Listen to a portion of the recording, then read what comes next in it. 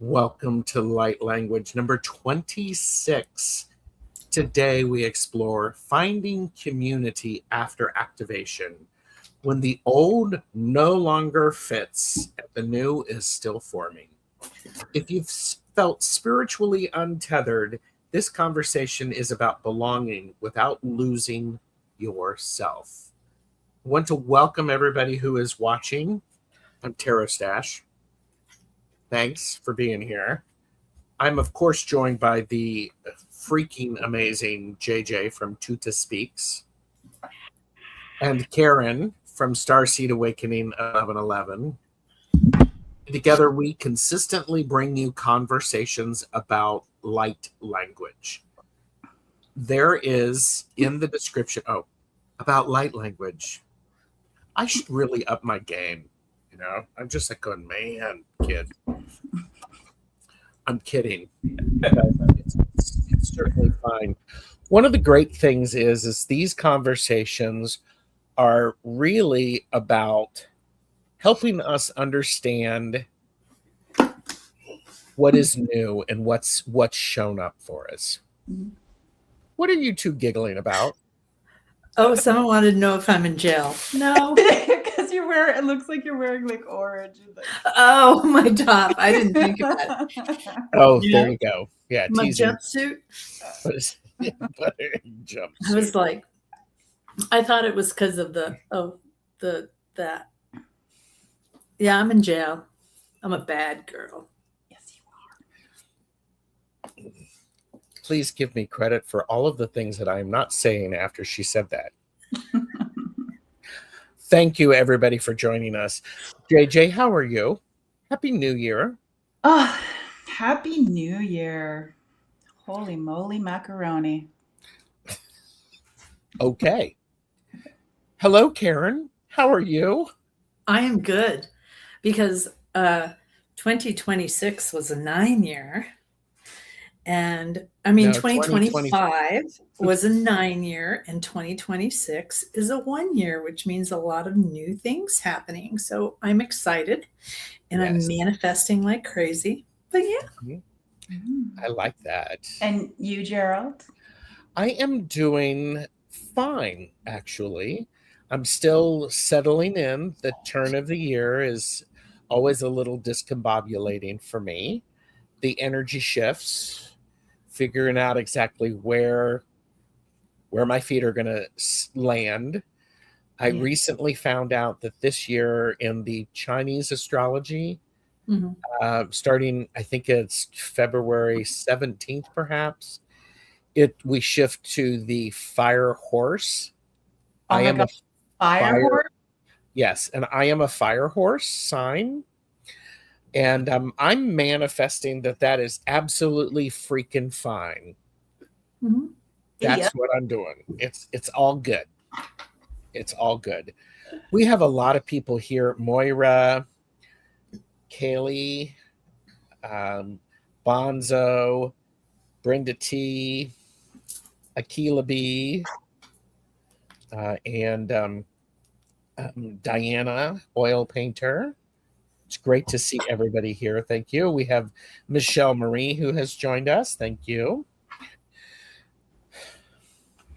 Okay, I'm going to do something first because I'm having a hard time grounding. I'm just going to bust out some light language. Yeah, please. For me personally? Okay. So anybody new here? Best way to receive is if it's for your best and highest good. And also close your eyes, get comfortable, and open up your heart. This is for entertainment purposes only. Oh, yeah. Entertainment purposes only, kids. Do not make any decisions based upon what we say. Seek professional assistance, really. Really. And I don't even have the tag. That's how. Oh. There you go. Boom. Boom. There's that.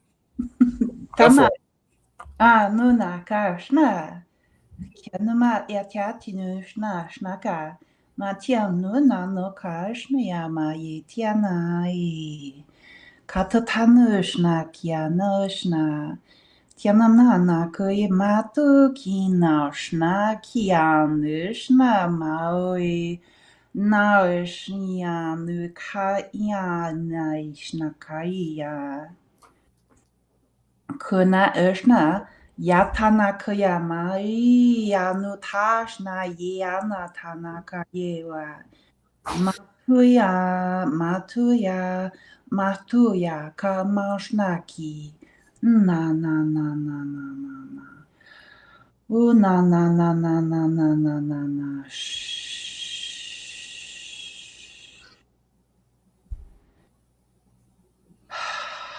Better.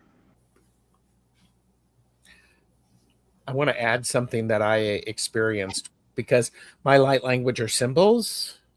Those of you who've been following along, great. You understand that. Playlist is in the description. What I'm getting a sense of is that the shift from the 9-year to the 10-year, the symbols that I usually see when I'm doing readings are slowing down in their rotation. Wow. Mm-hmm. And what is happening is they are going to start rotating in the opposite direction. So there's this shift that's actually going on. There's a lot of energy shift. It's an activation, whatever you want to call it. And right now, in particular, there's a feeling of that being the slowing down. This is an interesting thing.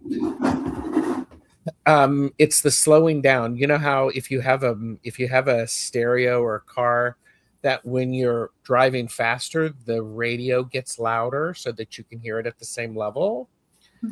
And right now we're slowing down, so the sounds that people are hearing may be a bit more challenging to get. Karen's moving her little table in her cell. So I was cold. I couldn't help it. Gerald's like, and the sound, and you're like, yeah. I was helping you out. I was helping you out. Sorry, well, Gerald. and also that what's interesting is I think that is actually part of the liminal experience. It's things that used to work aren't working the same way. I would have to agree with you, Gerald, because while you were talking, I was thinking about this morning. I was doing a reading and I was getting symbols or pictures so fast that I was having to, really figure it out as I was going. I'm like, okay, this lady's walking up, I was describing a person, and I'm like, I've never seen this. And mine were coming very, very fast and switching very fast. Mm-hmm. So. Yeah. More and more people have come in, and this is lovely. So thank you, everybody. And so I think one of the things that's really important as we have been experiencing this, we have that point where activation disrupts community simply by what used to work for us doesn't work in the same way. It doesn't mean that what doesn't work for us was bad. It just doesn't fit anymore. It's like trying to fit a square peg into a round hole. And so when that belonging changes, people often feel spiritually untethered before they find new ground. And we've been talking about this sense of being untethered oftentimes means we're searching for connection. And I think that's really an important thing. I do have a banner for this. And I'm going to jump to this one. Integration and new belonging. This idea of integration, we've talked about this before. Integration for me is about when things start to feel normal again, or I start to feel like myself, but I've leveled up, or I'm wearing a brand new pair of shoes and I've broken the shoes in and it's still awesome. What do the two of you think about integration and new belonging? JJ, you want to go first?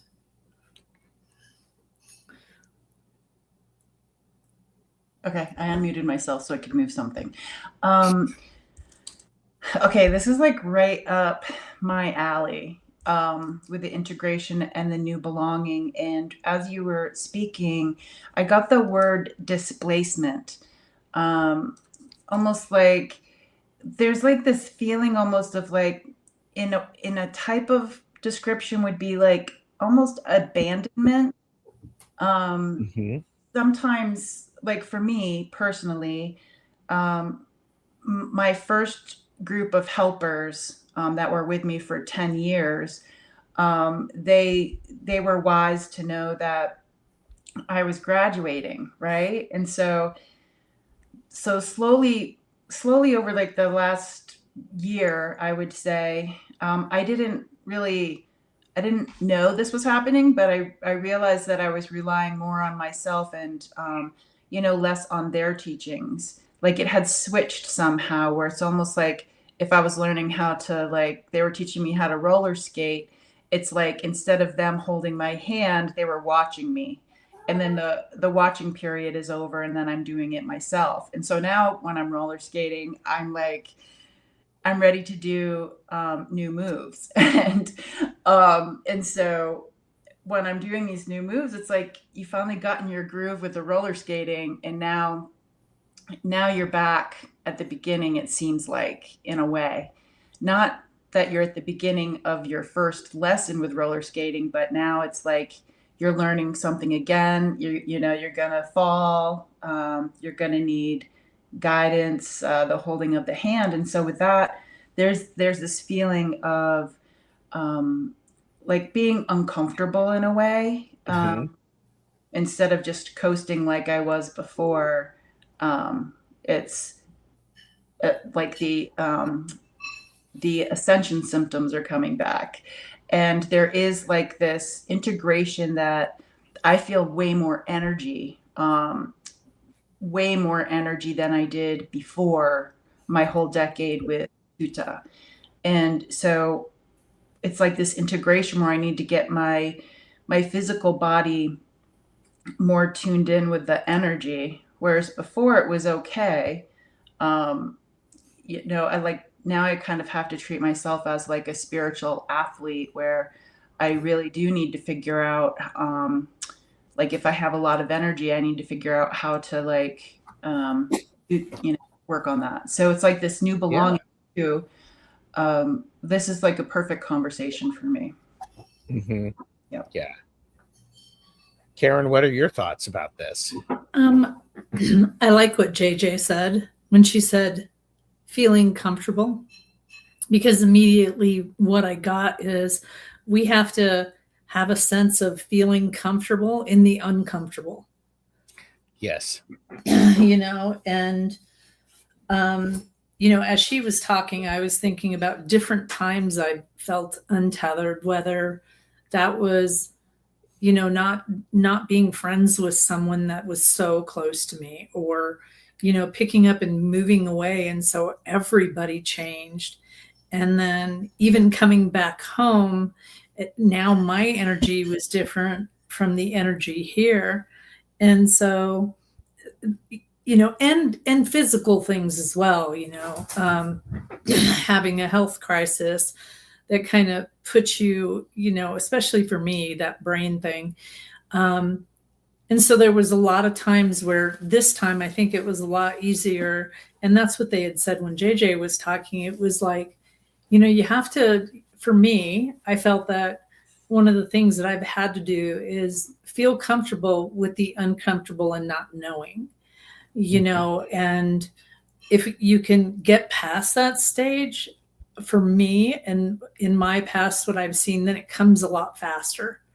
But if you're constantly, but I'm always the person that is always knowing that I'm in a hard situation, and instead of thinking about the hard situation or not having somebody or not, I just kind of, I don't wallow in that too much. I just think ahead thinking, man, when I do find my tribe again, or man, when I do find, because there's a reason why, for instance, you move, and I'm just using, moving away in a place that was so very spiritual, I mean, Salem, Massachusetts was an hour, less than an hour away. Right. Yet you would think in a community that has so much spirituality, I could connect with someone, but that wasn't the case.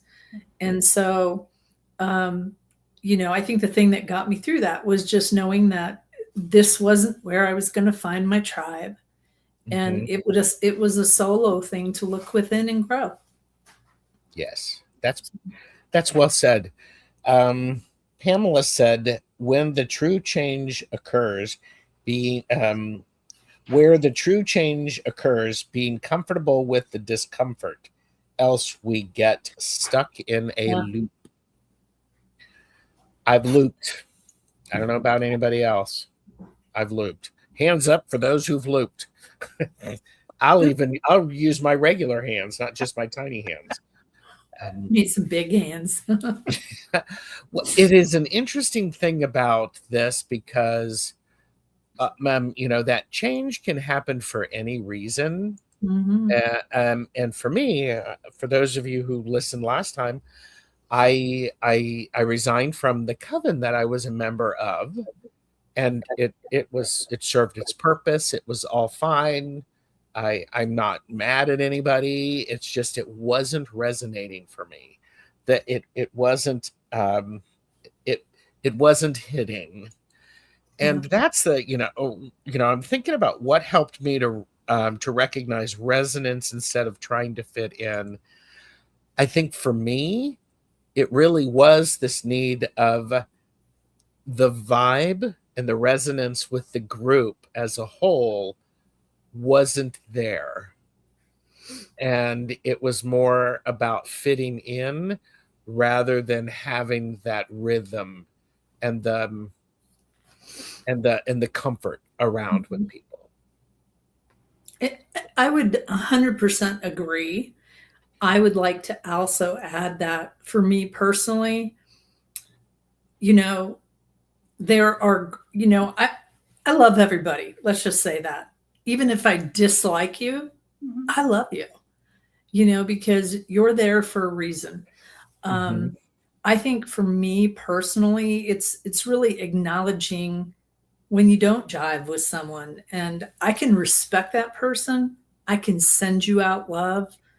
Yeah. But if I'm not, go back to the square peg in a round hole. If I'm the peg, I will send you light and love. I could probably be in the same area with you. And I'm thinking of someone really specific, but I'm just not going to share my energy with you.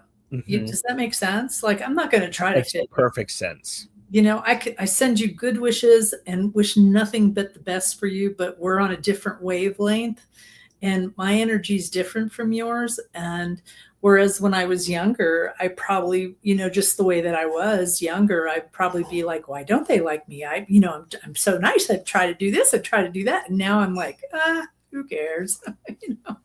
But just me. Yeah. I would like to add to, like, on the other side of that, it's like, I feel like we've all been the person who feels like that itch or that uncomfortableness. And we do not, treat others that don't jive with us not with grace and ease, because we're kind of like unaware what's going on. And so that still happens to me sometimes too, where like sometimes I need to give, like, just be aware that other people in my life, if they are treating me a certain way, like that could be just their way of being like, okay, I need to step back a little bit and go maybe find my other people. And so I've been on both sides of that. Yeah. Oh, I have too. Grace and ease, it's like, yeah, sometimes that's not in play. I do want to acknowledge this, because Annie Bear said that was so beautiful and bravely authentic of you, dear Gerald. Thank you. I want to recognize that. We do have a couple of loopers who admitted it, Diana and Pamela. So I think this is a good thing.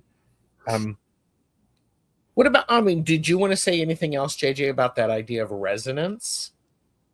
Yeah, I really love thinking about it as a song, as resonance, as like a frequency, because with that it just means like for instance, like my sister loves a certain type of music. That music kind of makes me want to throw up, you know?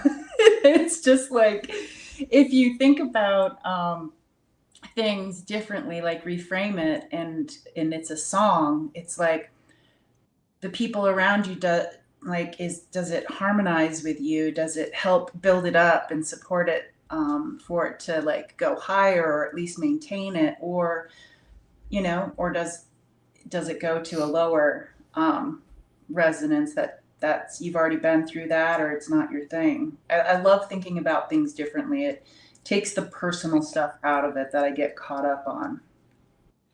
Amanda said, then resonance equals harmony. Yeah. Yeah. Yeah. Is it country? Annie wants to know that you don't like. People pleasing versus standing in the way of our own growth. Choose you. Yes. High Creative Chick Studio. Yeah. Yeah. I think, yeah. Go ahead.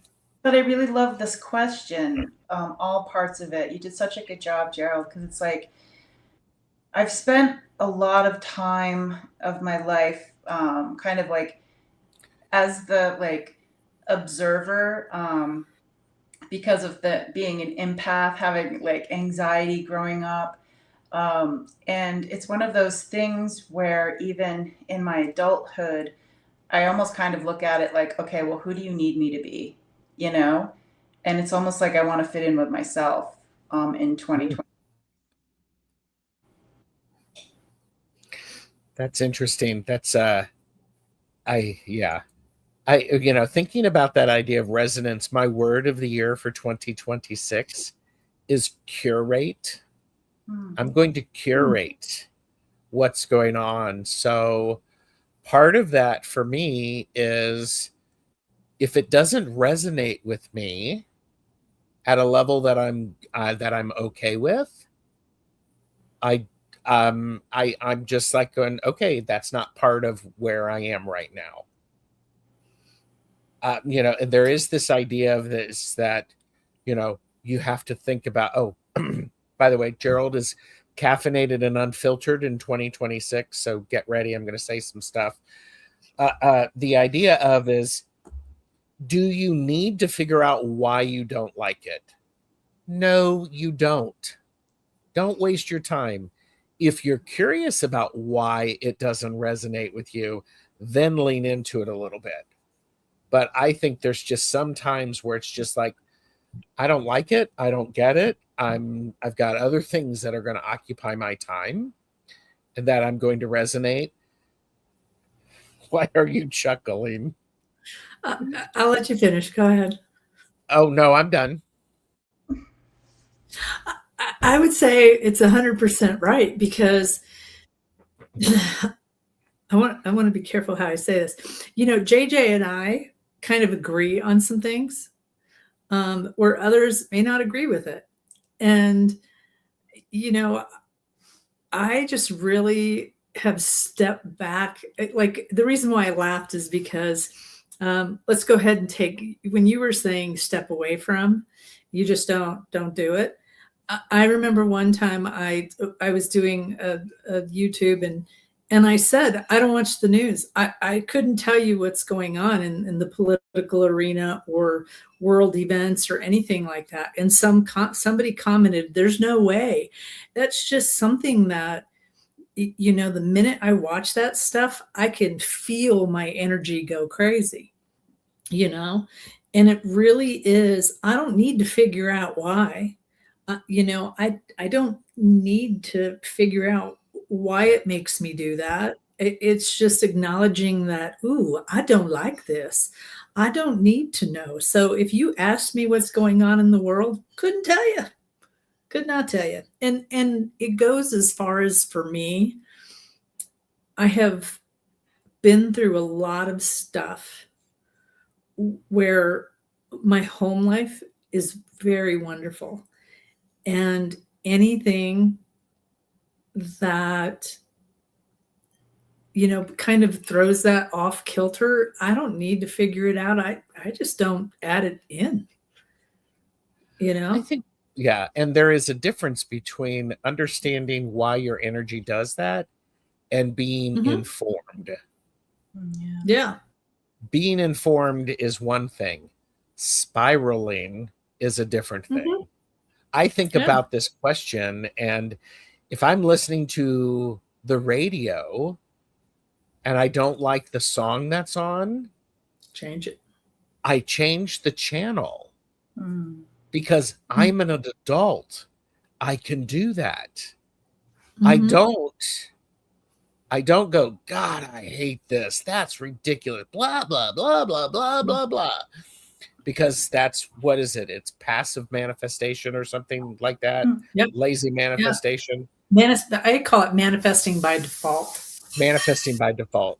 And so instead, I just go, you know what? I can find something else. Yeah. I think before we start, when JJ was doing her, and I don't want to get too off our subjects because I think the questions are great. But, it's like, this is a new year and we really need to start manifesting, things better. A lot of us do manifest by default, and that's kind of scary when you think about all the negative things that come out. Words are powerful, So words are very powerful. Yes. I love your word for the year. It's so you, Gerald. Oh, thank you. And trust me, I'll have to do a video on it because I have gone into the deep dive of the history of the word. But it is one of those things that and finding what resonates for me and then putting things together in a way that resonates them together. Yeah. And then it elevates for me. So, but this isn't about Gerald's word of the year. So, but another question I have is how do you now define community differently than before? I have different groups. I'm not that I like know a ton of people or like am friends with lots of people because I am a hermit and an introvert. I like my home space. I need a lot of space. It's like what's working out for me right now is like I have a lot of friends that live in different states, and that's really working out for me. And so it's like just acknowledging like everybody that I know doesn't have to get along with each other. It's like, I don't know. It's just community for me. It's also like with me and how like a lot of my gifts came through was letting go of a past life. And so it's like, once I let go of that past life, I got this feeling of like really calling in, like at that time, Tuta described it as the tribe. Like my tribe was returning, right? My people were returning to the physical from this past life that was terrible. And we get to all be in celebration together. And so it's like, I really feel like we need to like open up our hearts and our spirit and our energy to like the new people for the new beginning. Yeah. Karen, before you go, I want to show a couple of things in the chat. Kathy has said, I'm trying to make sure what I'm involved with and surround myself with home, car, people are in alignment with my values, means I spend a lot of time on Zoom. Yeah. Hey, that's a great connection opportunity. Yeah. We also have Richie's Reach, who has joined us. Hello, Richie. Hi, Richie. Yes, I have a new definition. I have relatives and I have soul family. Boom. And yeah. Dr. Pamela said, as a person of science, it's funny that I found my tribe among the spiritual more. Yeah. I know why. Exactly. Tribe for sure. Yeah. Okay. So Pamela, like my spirit team loves to like change words up. So when you said more, I got the like that Irish sense of more, like the M, what is it? MOOR, guys? Is that what it is? Yeah. Yeah. And that, I don't know if that has anything to do with what, has anything to do with you, but yeah, when you put that word more in there, there was a reason for that, I feel like. And she is the author of Cracking the Happiness Code, which is going to be one of the books that I'm reading in 2026. She laughs every time I show that book. I'm like, because there you go. Great. Karen, what about you? How do you define community differently than before? Somebody made a comment earlier about people pleasing. Yes. And, most of us Pisces tend to do that. I think when I started caring more about myself, not that I didn't love or care for myself, but I just was more careful about, my thought was always, they always showed me a well, and someone that fills your well, and I was that person that I would fill people's well all the time. If you needed me, I am there no matter what. And I don't know who's clicking in and out. Is it me? It's you. Am I clicking out in and out? Oh, okay. We see you now. But so anyways, oh, you see me now. But I think for me personally, my community changed when I stopped being that person that helped everybody out. Because I started realizing that people in my life weren't solving their own problems. They were coming to me and I was helping them so much. And that's how I felt full and knew, I had a sense of gratification on that. And when I started realizing that, that was just sucking me dry, my whole community kind of changed. My whole way of thinking changed. And like JJ said, I'm right along with her. I've got friends in a bunch of different states, and I've got a handful of friends here, and that's enough for me right now. I like that. And I think for me that I define it differently because before community tended to be a bit more role based. Who's leading and who's following. Yeah. And those were roles that were set. And unfortunately, if those roles are set and they do not change, it becomes a different experience. I willingly join communities because the role works and the role I'm filling works. When things don't grow and evolve, the role no longer fits me. I don't have the resonance with it. And it becomes awkward. It becomes hard, and my enjoyment shifts. And so for me, the communities that I'm developing, I don't have to feel pressure for fitting in. Because the community that I like to build and I know a couple of those people are listening, hello, are the ones that we want to be there, and we feel when we want to do something, someone will go, well, I can help with that. We don't even have a moment to say, or if we say, who wants to do that? There's not that long drawn out pause where everybody's like looking down and, trying not to make eye contact. Instead, it's the people who, what's really good for me. I'll get off my soapbox here in a minute.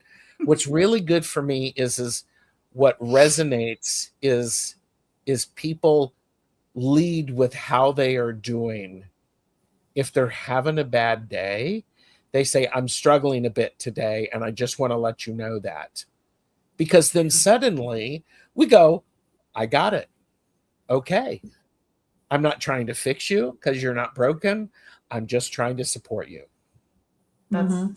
That's so beautiful. It's like I never knew what holding your space meant when people were talking about it. And then when I finally understood, it's like, it's so precious to like be a witness of like hearing you or Karen talk, in a personal way, and just really actively listening.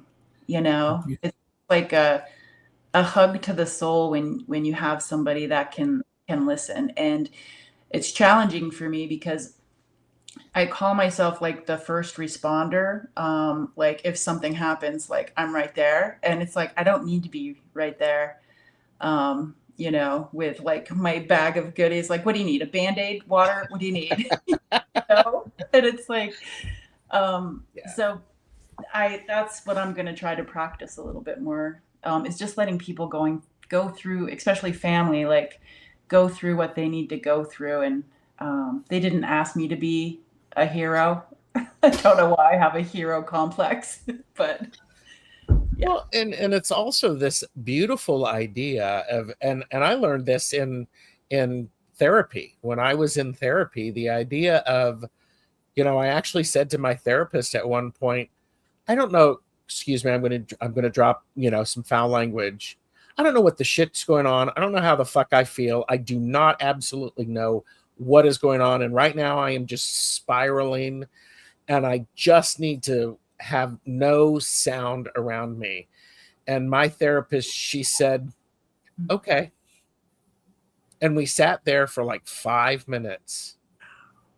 And it was just like, what? I'm getting emotional thinking about it, because all of a sudden I wanted somebody to just go, that's a lot. Yeah. I think that's a huge thing that you both said, is some of us that are fixers, we come in with the Band-Aids and the big medical bag and all of these things, when really just being quiet and listening and saying, tell me more about that. Yeah. That's a lot. Tell me more. They don't, sometimes not saying sorry, just let them get their baggage out is so huge sometimes. Yes. And yeah, for those of us that do come in with the Band-Aids and the ice packs and everything else, here, let me do this for you. Let me do this for you. Well, and there is a time and a place for the Band-Aids, the ice packs, the chocolate, the pillow.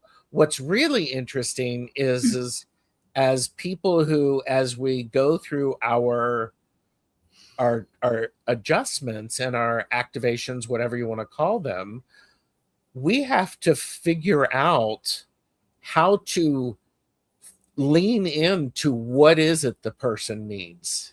Yeah. And that's a real challenge, because I remember seeing a cartoon of somebody who was depressed, and their friend was saying, do you want to go out? And it's like, no. Are you hungry? No. And it's like, what do you want to do? I'm just going to sit here under my blanket, under the table. And then the person went under the blanket with them and sat with them. Yeah, that's sweet. I recognize that. Yeah. So, Pamela said, I've been teaching people to hold space because people don't tend to realize when speaking to their clients or employees that being in a safe place doesn't necessarily mean or make the person feel safe within. Trust me, trust me, trust me. I know that. I did training for that too. So, one thing I want to just mention too is I was really lucky, like the first like in-person thing, like circle spirit stuff I was with, there was like a lot of emotions, and I think it was then that somebody was just like, if you see somebody crying, don't give them the Kleenex box right away, because you're going to interrupt the thing they're going through. And you don't want to do that. Just let the snot go, because they need to go through this. Yeah. Amanda's like good. I think having kids really sharpens the first responder mode. Yeah, it does. Of course it does. Especially when they start to learn to walk. I was just like, I seriously felt like if I didn't have my eyes on them 24/7, they were just going to fall over. Like as soon as I turned around, like they would fall over. I'm like, I can't do this. Well, and here's the thing. There comes a time when you no longer need to be hovering. Yeah. And they need to fall down and get themselves up, because, entertainment purposes only, not a doctor or anything like that. I don't even play one on YouTube. Yeah. But if a kid falls down, they respond to how the parent or the adult responds. Mm-hmm. If the oh my God, are you okay? Are you okay? Or if the parent's just sitting there watching from the going, all right, what are they going to do? Mm-hmm. I don't see any blood. We're fine. Yeah, I'm still. When it's like, ooh, you fell down and went boom. I don't know how much of that, yeah, I'm still the hoverer. Just to let you guys know, I haven't learned that lesson yet. Well, you're the helicopter mom. Really, yeah. Ms. Lady said, I've been a fixer as a child until today. I'm in Texas from North Carolina, and now until to be determined. But I realized this is my path to help educated. But dang, a girl needs a break. Yes. Girl do need a break. Yep. Mm-hmm. Yes. Yeah. And so I think that's good. So true, JJ. Sometimes people reach for that tissue because they feel uncomfortable watching others cry. 100%. Yep. Mm-hmm. Yeah. But then it's like, so for instance, if I'm crying, somebody hands it to me, like almost in an unspoken way. It was like, here, stop crying. In a way, that's not what they're doing, but that's what I would be thinking. And then I thank them, and you're right. It's, yeah. One thing I learned spiritual retreat was there's a way to give love. Like we were all sitting on the ground in a circle outside, and she recommended the leader recommended us putting like our hands on the ground and just like sending love to that person in a quiet way. And I just love that idea of being able to do that. Like if I'm if I'm in the ER or like wherever I am and I see somebody having some issues, it's like, especially when it comes to that get permission before you send any healing type thing. It's like, I just send it into the ground, and if it wants to be received, it can. I'm not sending it directly to the person. So I like that idea of being able to send energy that way. Mm-hmm. I took care of that. Okay, good. Yeah, we gotta love that, Ms. Lady. We here's a question. What would you say to someone afraid they'll never find spiritual belonging again? Go ahead. I was like, why would you manifest that in the first place? You know, it's the for me, it's the manifesting by default. You know, when you put that out there and say, I'm never going to find those friends, or I'm never going to, you're manifesting it by default. Instead, when you're in that situation, I think it's really powerful to really think about the relationships that you want to have, and then create scenarios in your head of them supporting you the way that you need to be supporting, and then you supporting them, and the conversations back and forth, and then really truly feel it in your heart, like feel the love that you have for this person. That's what I always say, the silhouette. Imagine a silhouette and you doing this, you know, going back and forth and doing that. Because when you manifest, when you think about, I'm never going to find it, you're putting that out there into the universe, and you won't find those people, you know? Mm-hmm. So, Yeah. Yeah. It's one of those things, especially if we have people here who are really new to like their spirit journey. I would say one of the thing that is most endearing to me when I was learning is somebody said you never go backwards in this journey. You know, there'll be times when you need to rest, you know, but you never go backwards.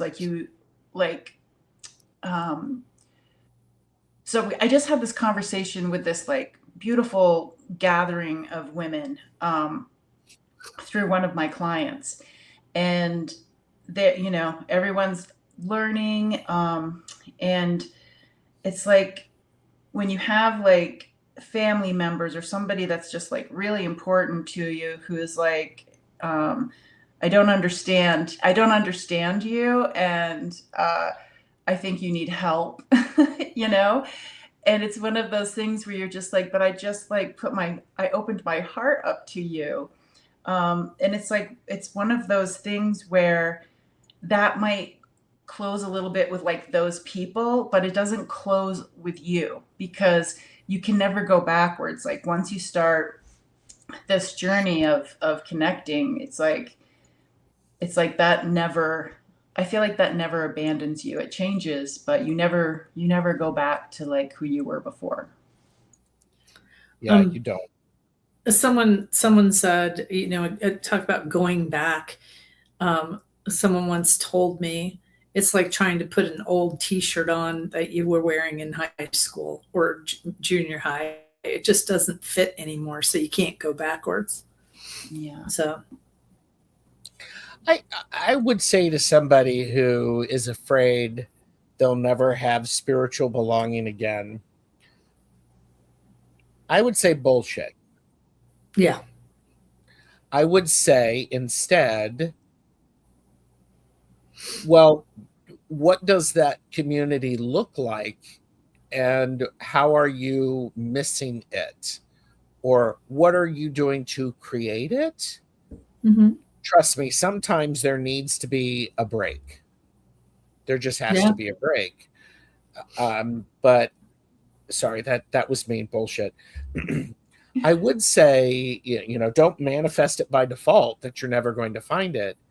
Instead, get curious and take this new alignment that you are having, that new experience, and see what shows up for you. Instead of you looking for it, maybe it's looking for you. So, but Amanda You know, said I still have my ripped black t-shirt from college. It's in the bottom drawer. Something that has, you know, they're telling me twice now, they've said this to me, and I didn't say it the last time. It is about looking, how does she say that? What life is doing for you instead of to you. So the opportunity of new things coming in. So Yeah. And JJ will be right back. Had to step out for a second. And Angela Cardamancy Mesquite is here. And Lori said, sometimes it just takes time to come to fruition. Yes. 100%. Yeah. And well, and I think, again, when you're in those stages of whether you're in those stages of having to have some quiet spaces or people that aren't in your life anymore, that is a really good opportunity for you to really look up and see what's important to you. And like you said, what's changed within you, what's different now that maybe you don't, align with. Yeah. So. Yeah. Yeah. I understand that. So we have had, I'm trying to figure out where, okay. All right. Well, I think we are just about finished. I want to say, it's great to have everybody who is joining us. And I do want to appreciate everyone for being here. The cool thing is what's incredible is as we're going through this whole experience, connections change. They should change. And if you stay with the same group and the same community, that works out well. That's okay. It doesn't have to be there. So, and you're welcome. You're welcome. And so I want to encourage everybody who has joined us or listening on the playback. If something resonated with you, leave us a comment. We are simulcasting this on all 3 of our channels. Links are in the description. All 3 of us do private readings. So please make sure to contact us if you need to. And one question. That's a good question. Where or how can I learn light language? Go for it. Oh, I'm glad JJ's back. Pamela, there are different light languages. And so, some of them, I have a feeling you have it in you, because they put a bunch of books at the bottom of the shelf. And so you have it in you, it's there. And so that's all I wanted to say. JJ, how about you answer this question? Where or how can you learn light language? Okay. Okay. What would I say? I apologize. I was pushing so many different buttons that I screwed everything up. So I had to leave and come back. But I will say this about where to actually learn anything spiritual is light language is a little bit different. First of all, I would say light language comes in many different forms. Like, you could maybe start, here are just some ideas. You could practice automatic writing. You could try journaling. You could try art. You can try movement. It's one of those things where I define light language as something that goes behind the scenes, kind of like when you hear a song, you can feel emotions, you can release, tears or whatnot. And so whatever that is for you, I know that you're a writer, so it might be one of those things where you already have a form of light language. Yours is written. But this is actually a really perfect question because I signed up for something that was going to be uncomfortable for me. And I signed up for a journaling class, but it was with someone from our community. It's Allie at Heart and Soul Connected. She offered an Alchemy of the Souls type journaling class, and I am terrible at like sitting down and focusing and journaling. But we've only had one class, and it has like completely changed like my routine. I really wanted to step away from my phone and like live in the real world. And I started to journal, and I was just like, I'm like, this is gonna suck. I'm not good at journaling. And then all of a sudden I got like something to write down, and I'm like, oh my God, I got like this message of like, if I concentrate really hard, I can grow branches, said the tree. What can you do? And I'm like, if I hadn't taken that journaling class, I wouldn't have gotten that message. So try something this year that makes you uncomfortable, but you're slightly interested in. Yeah. I think it is one of those things. I like the way you. Go ahead. Go ahead, Gerald. Nope. Go ahead. I do want to piggyback on you in the aspect of journaling.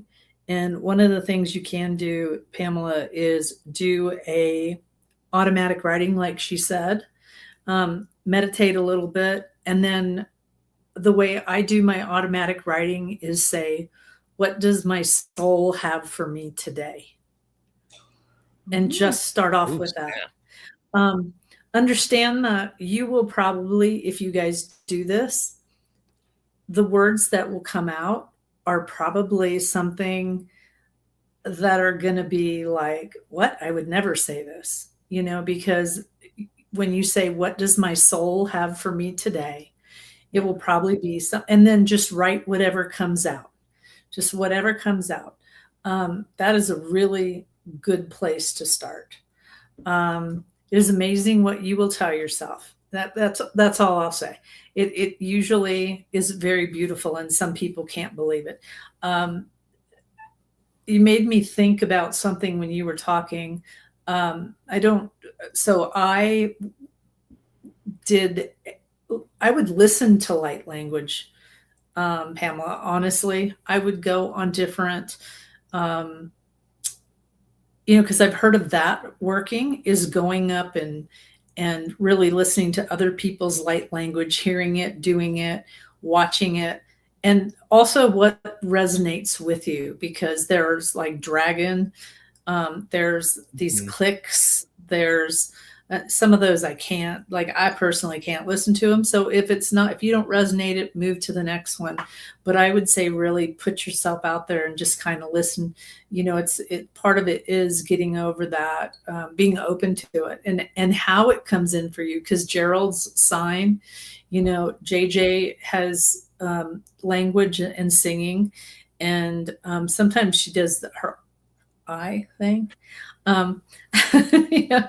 But yeah, there's so much out there. For me, it's sometimes it's singing, but I'm not, like, they don't want me to open my mouth. I have to sing the tone. There's sometimes hand gestures come in with it. So that's where I would start, is automatic writing. What does my soul have for me today? And just listening to different YouTubes on it. Yeah. And I have to go back to what Kaylee said. It can be spoken, sung, painted, hand gestures, even danced. I would say broaden your understanding of light language. Yeah. It's probably already there. The first time I heard about light language, I thought, literally, I was like, what the hell are these people doing? Crazies. Well, isn't that like the first show that we do? Isn't that the first show that we had? I think I might not have said, what the hell are these people talking about? Yeah. But yeah, it's like okay. One beautiful thing, maybe to end this on, is, so there's this artist, her name is Ashana, and she does a lot of like intuitive language with sound bowls, and she's just this beautiful musician. And I listen to her music when I need something to go like around through the back door of JJ's head to calm down or whatnot. But she teaches classes, and there was one thing that she said that made a lot of sense, is going out onto the land or out into nature and just asking, like, what is your language?